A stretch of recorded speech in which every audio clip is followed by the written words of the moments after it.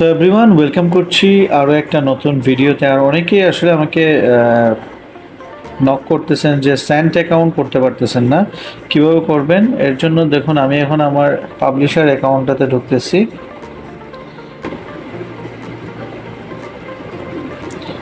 So এটা আমার publisher account. দেখুন এখানে MT4 এ একটা স্ট্যান্ডার্ড অ্যাকাউন্ট আছে, কোনো ডিপোজিট নাই। তো আমরা এক্সনেস অ্যাপে ঢোকার পর এরকম একটা ইন্টারফেস আসে। হ্যাঁ, সো প্রথমে আপনারা যেটা করবেন, এইখানে ক্লিক করবেন, স্ট্যান্ডার্ড অ্যাকাউন্ট যেটা আছে এটাতে ক্লিক করবেন। ক্লিক করার পর এই দেখুন এখানে রিয়েল অ্যাকাউন্ট আছে। রিয়েল অ্যাকাউন্টের এই যে পাশে একটা প্লাস চিহ্ন আছে, এটাতে ক্লিক করবেন। প্লাস চিহ্নতে ক্লিক করার পর এই যে রিয়েল অ্যাকাউন্ট নিচে দেখবেন, এইটাতে ক্লিক করতে হবে। এটাতে আমরা ক্লিক করলাম। ক্লিক করার পর এখানে ডিফল্টভাবে MT5 এর অ্যাকাউন্টের জন্য সিলেক্ট করা থাকে MT5 স্ট্যান্ডার্ড প্রো 0। যে কেউ এই টাইপের অ্যাকাউন্টগুলো নিতে পারেন।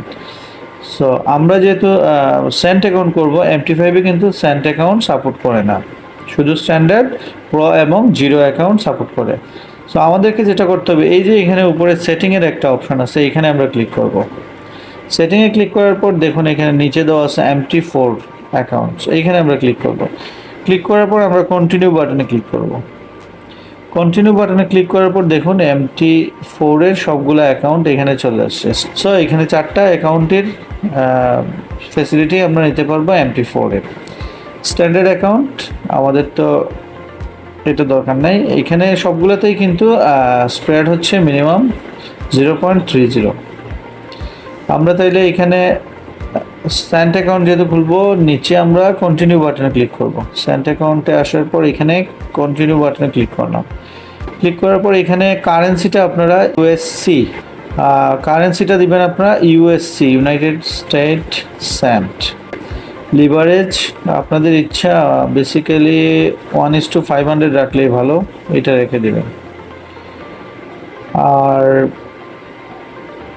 এখানে আপনারা নিকনেম দিতে পারেন, আমি দিয়ে দিলাম ফরেক্স শিখি। দিয়ে কন্টিনিউ বাটনে ক্লিক করবেন। এখন এখানে একটা ট্রেডিং পাসওয়ার্ড দিবেন আপনাদের ইচ্ছা মতো। প্রথমটা বড় হাতের, আলফা নিউমেরিক্যাল হতে হবে, 8 ডিজিট দিয়ে দিবেন। সো এভরিওয়ান, আমাদের স্ট্যান্ডার্ড সেন্ট অ্যাকাউন্ট করা হয়ে গেল। স্ট্যান্ডার্ড সেন্ট অ্যাকাউন্ট করা হয়ে গেছে। দেখুন ইউএসসি হচ্ছে এটার কারেন্সি, ইউএসডির বদলে ইউএসসি। সো এখন তারপরে আমরা কি করব, আমরা ডিপোজিটে ক্লিক করব।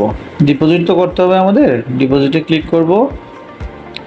ক্লিক করার পর এখানে দেখুন পেমেন্ট মেথড সবগুলো আছে, বিকাশ 2 দিয়ে করে ফেলবেন। এটা তো আর আমি দেখাচ্ছি না, অ্যাজ ইউজুয়াল বিকাশ 2তে দিয়ে আপনারা ডিপোজিট করে নেবেন। সো এই গেল আপনার স্ট্যান্ডার্ড সেন্ট অ্যাকাউন্ট করা আপনার হয়ে গেল। এখন আমরা আরেকটা জিনিস দেখাই, আপনারা যদি একটা অ্যাকাউন্টের এগেনস্টে আপনারা অনেকগুলো অ্যাকাউন্ট খুলতে পারবেন, এবং আপনি চাইলে ডিপোজিট একটা অ্যাকাউন্ট থেকে আরেকটা অ্যাকাউন্টে ট্রান্সফার করতে পারবেন। এখানে 3 ডট মেনুতে ক্লিক করবেন, ক্লিক করে ট্রান্সফার বাটনে ক্লিক করবেন যদি আপনি একটা অ্যাকাউন্ট থেকে আরেকটা অ্যাকাউন্টে ডিপোজিট ট্রান্সফার করতে চান। বিটুইন ইয়োর অ্যাকাউন্টস মানে আপনার অ্যাকাউন্টের মধ্যে ট্রান্সফারটা হলে আপনি উপরেরটাতে ক্লিক করবেন। এখানে আবার টু অ্যানাদার ইউজার, মানে ধরেন আপনি চাইলে আমাকেও দিতে পারেন, আমি চাইলে আপনাকেও দিতে পারি, হ্যাঁ ট্রান্সফার করতে পারি। সো এই হচ্ছে অবস্থা।